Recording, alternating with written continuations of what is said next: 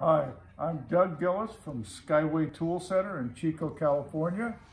And I'm out here at my shop working on a project that I've had for about 25 years, and it's time to get to it. What I'm working is it's a 1934 Plymouth 5-window coupe. It needs a lot of work, a lot of body work. So I found that just getting started, getting going on this project will move it forward. So what I've done so far is I've worked on this.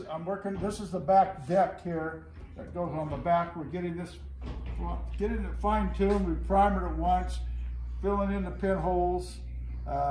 Hopefully we can get this sanded down and get another primer on it. It'll be pretty much ready to go. What I have over here that I'm working with today is the hood. The hood comes in 4 pieces. This is one side. I have another side over here that I'm sanding on. If you look over here, that's the side pieces for the hood. That's what they look like when I started. So I'm working on that. I've done some work, if you want to come around here, on the back end of the car. I've redone the bottom. It was pretty well beat up. The body was in pretty rough shape, actually. There's holes, but I've been on YouTube and checked out a lot of cars, and I've seen worse. So this is what I'm talking about, the bottom piece. We bonded that in, reshaped it, got it formed pretty much. Probably have to do more sanding, primering, sanding, primering, blocking it, guide coat it, so get it smooth as I can, and then we'll start working up on the body. So what I have underneath this thing is a 77 El Camino, kind of a donor car. We have the 350 out of that transmission, the 350 transmission, and the rear end. So that's just kind of in position here, showing how it's kind of going to go together. Got the door off here, of course. It's around here somewhere. We're trying to get a game plan for that, but it's a big contest on how to put this thing back and how to make it right. So I'm learning. This is the first car I've ever worked on and did body work. I have a guy that's helping me. He's experienced, and so I'm kind of letting him lead me and lead the project. So that's where we're at with the 34 Plymouth. What's going on up here? Well, that's the front end going to go underneath it. Mm-hmm. I've got another front end. I've got a drop axle that will go underneath this. Mm-hmm. That's good. Working on that. And you say you got that motor out of the El Camino? El Camino, 77 El Camino. It's a 350? A 350, yeah. I have a Hemi engine, what I would like to put into it, but what can you afford? What can you? I think what I want to do is just get it up on the road, get it running, and then go from there. But ideally, the Hemi would be what I'd like to have in it. But if you come around over here, you can see where the body is. We had to cut out a piece in the roof here. We redid it, reshaped it. Now we're going to weld this back in here. Then we'll bond over this, clean it all up really nice. This corner, this panel here needs to be all reworked. And I have a friend of mine, a guy that works with metal, that he thinks that he can rebuild that, put it back together. I'll buy a patch piece to go into here, down here, replace all this rock, get it squared away from about 8 inches on up here, and then we'll continue working on the shape of the body. But if you look up here, you can see where the original we put together with lead in 1934. They didn't have Bondo, so they leaded it all in. So we have to work with that, clean that up. Of course, it's a lot softer than Bondo, but Well, let me ask you another question. Yes. I would like it if you would speak to the fact that when we first got the car, for years and years, which was actually over 30 years ago. Yes, it was. I think it was 92, 91. It's been about 30. Yeah, about 90. Okay. Anyway, okay, when we got this, we thought that it was a 33 Dodge. Correct. And for years and years, we called it the 33 Dodge. Now, what happened that made you realize that it was actually a 34 Plymouth, correct? Well, you can go on YouTube, you can see a lot of cars. The one thing, I had a guy that I met by phone, his name was Bob from San Luis Obispo, and this guy knows the 33, 34 Dodge Plymouths. I was fortunate enough that he was up in the area one time. He came out and looked at it. He said, no, for sure it's a 34 Plymouth. I think he said a PE body, 5-window, 113-inch wheelbase, all original. That's how it was when it was, the car was made.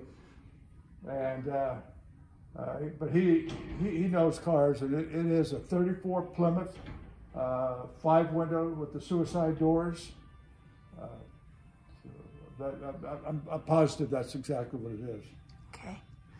There's no numbers. I can't find any numbers. Really, no. The identification plate has been taken off years ago. Any bullet holes? A lot of bullet holes in the doors.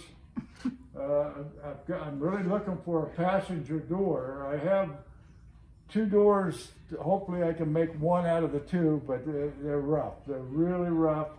But if I have to, we'll try to build the 1 door out of the 2. The driver's side door, it's not quite as bad. It does have bullet hole in it, but it needs work. But like I said, if you go on YouTube, some of the restorations that you see people do, this is definitely feasible. So yeah, that's why I want to continue moving forward with it. Someday, hopefully, driving it down the road and enjoying. Hopefully me with you. Yeah, for sure. This is the dash. We finally finished the dash piece. Oh yeah, that's right. This is going to go inside. This was pretty rough. I have pictures of it when we started. Uh-huh. It was pretty rough. Now, we didn't have that in the car before, originally we did? There, but it was rough. Yeah. This was one piece that was with it. Probably why I don't recognize it.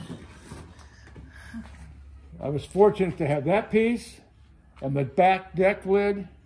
No doors. I did find a guy who said he had doors for it. He brought them to the shop, and by golly, they were the right doors. And made a deal, got those. One of them is going to be repaired, going to work. The other one, like I say, we're going to make 1 door out of 2. So. Can I ask you a question that's maybe not right exactly on this topic? Yeah. Where'd you get that anvil? Excuse me? Where'd you get that anvil? This anvil came from... what brand is it, et cetera, et cetera? This is a hay button, probably a 115-pound anvil.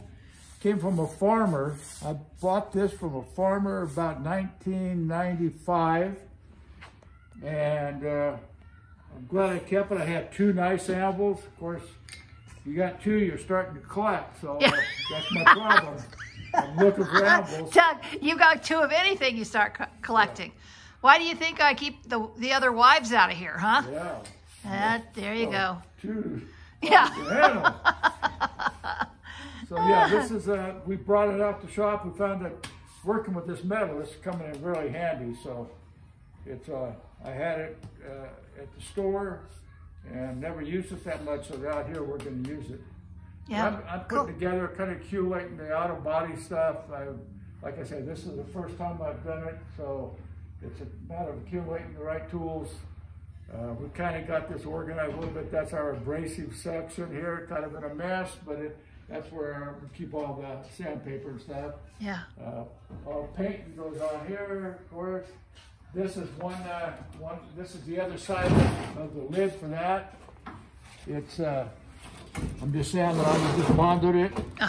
Now I'm taking DA all the rough stuff down, get it down to, and then I'll block it guide code it, block it, find our high spots, get it down. These aren't bad panels actually. This was a hood that I found at Hot August Nights. I was up there about 3 years ago, and the guy had this hood that said 1933-34 Dodge on it, and I looked at it and I said, oh, that looks good. Looks like the one. I asked him what he wanted for it. He said he wanted about $165 for it. I thought, whoa, what? I wasn't used to paying that. I paid, for the whole car, I paid $350. Yeah. Of course, that was 1990, 91. But 165, I think I ended up getting it for 150, and I find it out now, all these parts are so hard to come by. You go on eBay or you look them up. Each one of these pieces, each section, there's 4 sections on the hood. Each one's worth about $200, $250. And when I get them in really good shape, get them all ready to paint, they'll be, you know. But all this is, it's a lot of work. You're never going to get out what you put into it. You just got to enjoy what you're doing. It's a learning process for me too, so that's kind of why I kind of take it on the project. Okay, babe. All right. Well, anything else? I think that's it. We'll All keep right. you up. I'll keep you posted as we move along, and yeah, I'll come back out and shoot some more later. And as we move along, you can see the progress, and hopefully, you know, in the next month or two, we can have a car in a primer state, ready to go to paint, and just keep moving forward with it. Get the engine in, get it all bolted in, get it all ready to go, steering, electrical, a lot of work, but baby steps. That's right. All right, hon. All right. Thank you. Thank you.